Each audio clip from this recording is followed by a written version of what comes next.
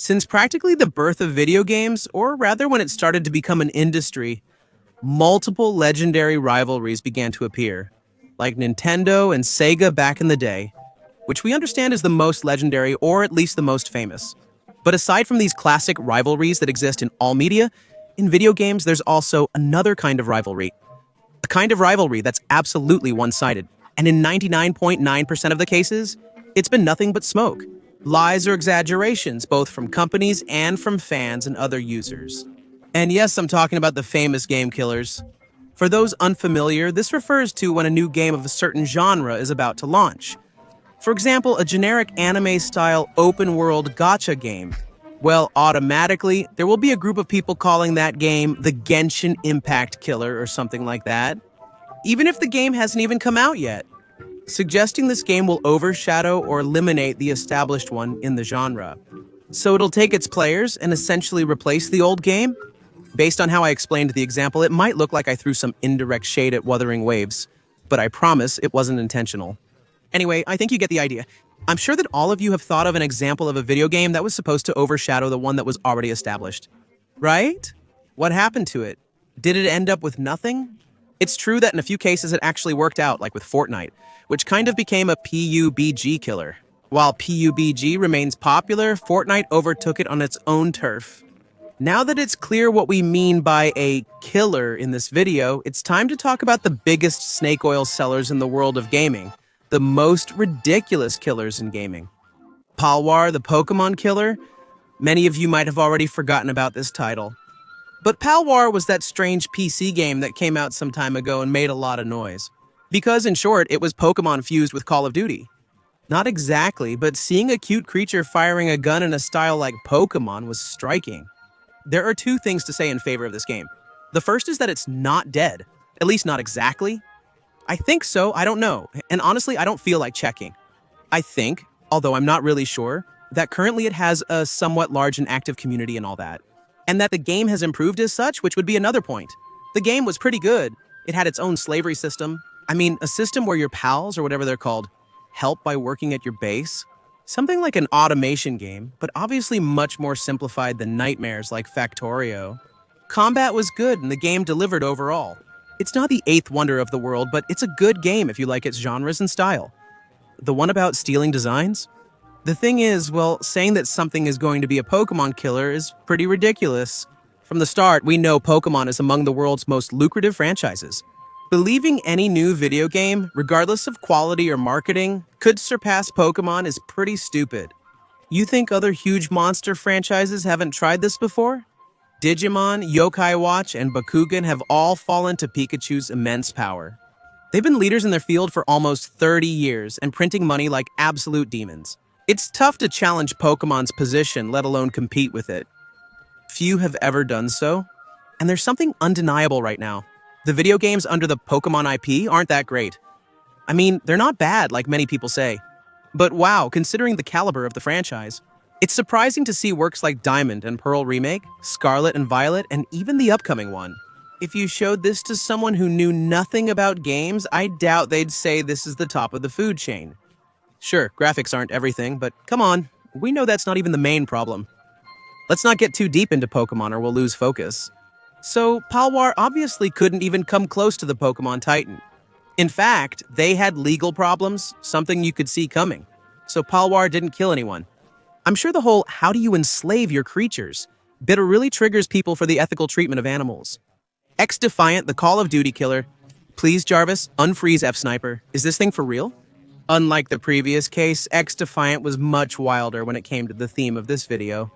Dozens of content creators and thousands of Call of Duty fans claimed that Ex-Defiant, Ubisoft's video game, was going to be the top dog, the ultimate badass, and the one that would finally put Activision in its place. Since Black Ops 3, they've only released bland, boring games, with intolerable skill-based matchmaking and a business model always squeezing you. They want you to buy cosmetics and other items, but there's nothing wrong with making money from cosmetics. It's one thing to do it, but another to bombard the player to force a purchase? I don't know. Just some random keychain. Ex-Defiant launched strong and at a time when people had lost all interest. I hoped Call of Duty would return to its roots and value players more, but those hopes remain dead. Ex-Defiant, on the other hand, aimed to be the opposite by trying to capture the feel of classic Call of Duty. Most likely and precisely to attract all those players who were unhappy with Call of Duty. Initially, everything seemed promising, and Ubisoft's involvement boosted confidence. I know it sounds absurd, but I'm just telling the story. I didn't write it. The problem is that there was an epic plot twist that changed everything. Ex-Defiant ended up with the same issues as Call of Duty. Besides the typical Ubisoft issues, there are even more questionable practices making things worse. The game ended before a community could form, so we'll never know if it was bad. Nonsense from Alpha Sniper. But the game is completely dead today, since on June 3rd of this year, the servers shut down completely. The game only lasted about a year, during which everything just went downhill. From bad to worse, Ex-Defiant, another Ubisoft mess. Mindsight, the Grand Theft Auto 6 killer. Mindsight. Discussing this game's lore is a huge topic, and we're not covering it today since it could fill an entire video. If you want to learn more, Bait uploaded an informative video on the topic that I recommend. For those of you who aren't that interested, Mindsight was essentially a video game that could be considered a scam, as it was initially marketed as a Grand Theft Auto style sandbox game. Despite the crime, they even suggested things would improve. High-ranking individuals behind this scam game claimed that some of the negative reviews and bad press were undeserved. Rockstar, yes, you heard right, was afraid it would overshadow Grand Theft Auto 6, so they paid people to criticize the game. I'll say it again, Rockstar paying people, bribing them so that a game that's worse than crap wouldn't overshadow Grand Theft Auto 6. Guys, Grand Theft Auto 6, the most anticipated video game of all time. The joke tells itself. It's almost unnecessary to say that the video game was terrible. Nobody liked it. It ended up completely forgotten in a corner. Because this time, the critics weren't wrong. In the end, the guy looked like a liar, a fraud, and a conspiracy theorist. What a mess. There's Tower of Fantasy, the so-called Genshin Impact killer. Back in the day, Genshin was a real revolution. Within the gacha niche, we could say it was the first gacha like that, kind of silly to go fully mainstream. As is logical and normal, when a game succeeds, copycat competitors and rivals don't take long to appear. Currently, Genshin's main competitor is Buva, and both communities are very hostile to each other. As if, I don't know, the games had been developed by their own family members, I don't know. Back then, Tower of Fantasy was Genshin's first major rival. I'll choose my words carefully about this video game, since there's misinformation about it. For example, it's not dead. It has its solid community, which, even though it's not the biggest in the world, exists, and actually, they're pretty hostile and toxic. And do you speak negatively about Tower? So I'll speak based on my personal experience playing it on its release day. I understand that now the game probably has 1,000 more things and is much better polished. I'm referring to its release years ago. This game really caught my attention at the time because it was basically a Genshin, but much more suited to my tastes. They marketed Tower as a massively multiplayer online role-playing game, one of my favorite video game genres. I instantly wanted to try and get hooked on the game, but I was really surprised when I saw that this supposed massively multiplayer online had all its massively multiplayer online features completely dead. For example, players can't all see each other and are separated in tons of channels, not just 4 or 5 like a typical video game. I'm telling you that you could barely see just a few people in your channel. At launch, thousands waited for the game and thousands more played. As in massively multiplayer online, this is weak but not terrible. The real issue is something else. And since the game was released with the little content, they decided to put a level cap so people wouldn't progress too quickly. They restricted the player's progress to just a few actions per day.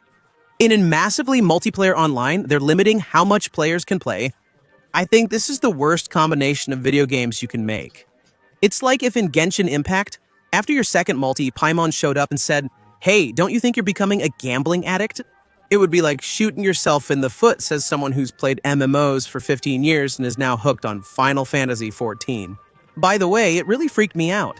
It's tradition for addiction to peak when a massively multiplayer online launches or a new server opens.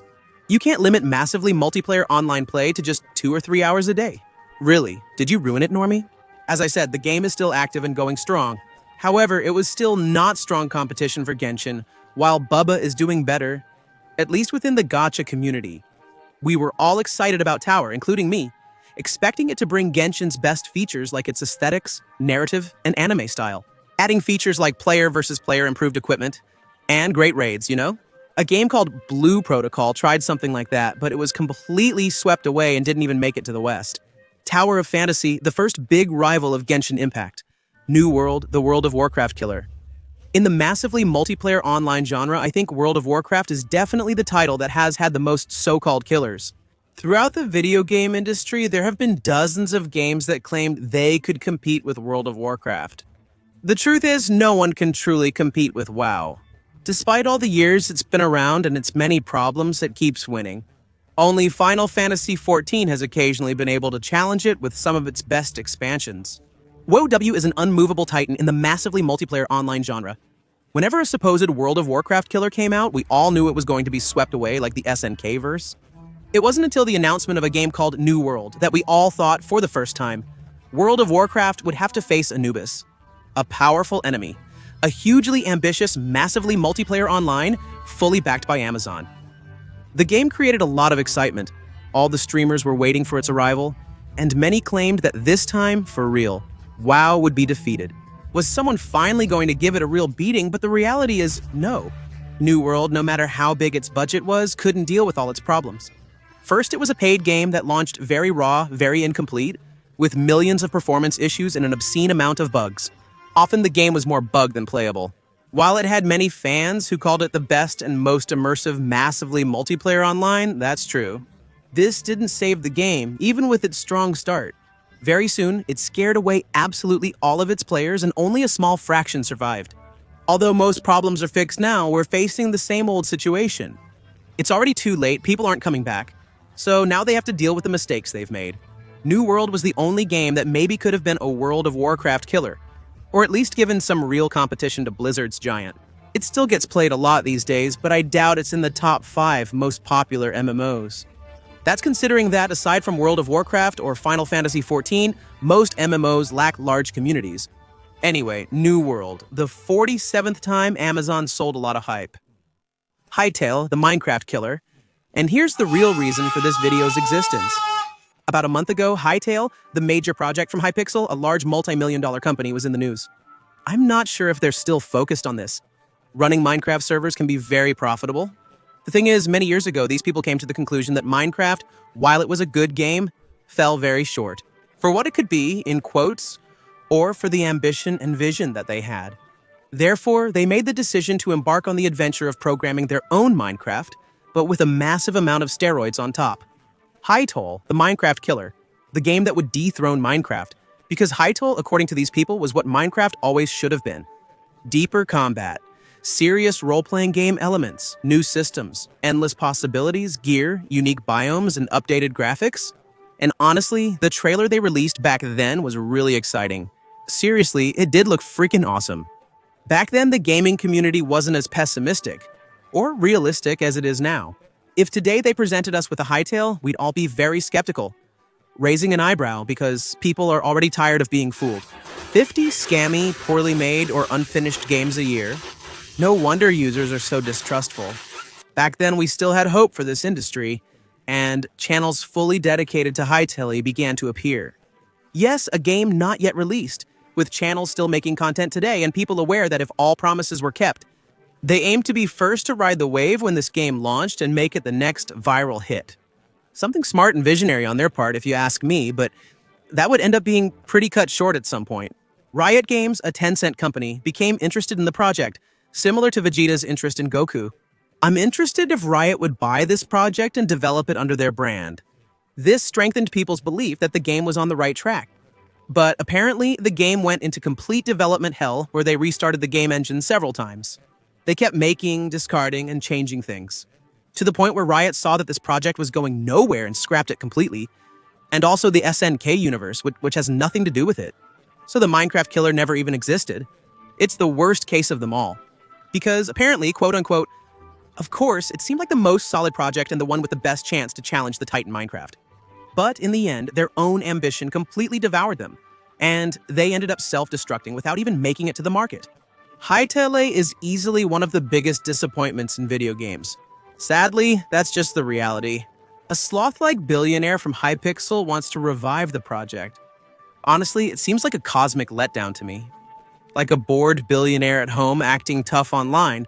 I hope I'm wrong, but that's how it seems. Hytale, the future of video games? And with that, we've reached the end of this video.